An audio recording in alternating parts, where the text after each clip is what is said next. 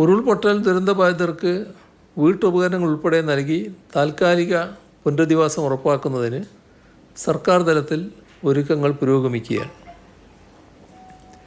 പൊതുമരാമത്ത് വകുപ്പ്, തദ്ദേശഭരണ സ്ഥാപനങ്ങൾ, മറ്റ് സർക്കാർ വകുപ്പുകൾക്ക് കീഴിലുള്ള ക്വാർട്ടേഴ്സുകൾ, സ്വകാര്യ വ്യക്തികളുടെ ഉടമസ്ഥയിലുള്ള വാടക വീടുകൾ ഇവയെല്ലാം പുനരധിവാസത്തിനായി കണ്ടെത്തിയിട്ടുണ്ട്. സർക്കാർ ഉടമസ്ഥയിലുള്ള 100ഓളം കെട്ടിടങ്ങളാണ് ഇതുവരെ ലഭ്യമായത്.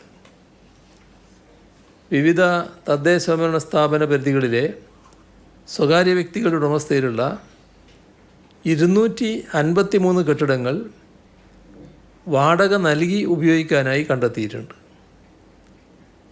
ഇതുകൂടാതെ 100ഓളം വീട്ടുടമസ്ഥർ വീടുകൾ വാടകയ്ക്ക് നൽകാനുള്ള സന്നദ്ധതയും അറിയിച്ചിട്ടുണ്ട്.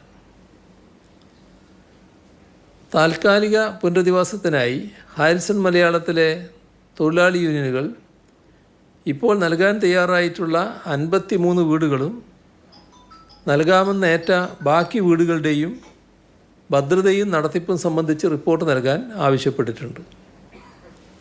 ട്രേഡ് യൂണിയൻ പ്രതിനിധികൾ, മാനേജ്മെൻറ്റ് പ്രതിനിധികൾ ഇവരെല്ലാം പരിശോധന നടത്തി ഏതൊക്കെ തൊഴിലാളികളെ പരിഗണിക്കുമെന്നുൾപ്പെടെയുള്ള കണക്ക് ലഭ്യമാക്കണമെന്ന നിർദ്ദേശവും നൽകിയിട്ടുണ്ട്.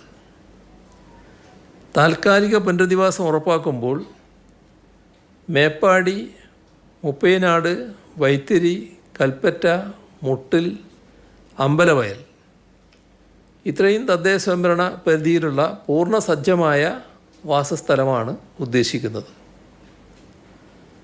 ചൂരൽമലയിലെ ദുരന്തബാധിതർക്ക് ഒരു വാടക വീട് എന്ന മുദ്രാവാക്യവുമായി സർവകക്ഷികളുടെയും നേതൃത്വത്തിൽ വാടക വീടുകൾക്ക് വേണ്ടി അന്വേഷണം നടത്തുന്നുണ്ട്.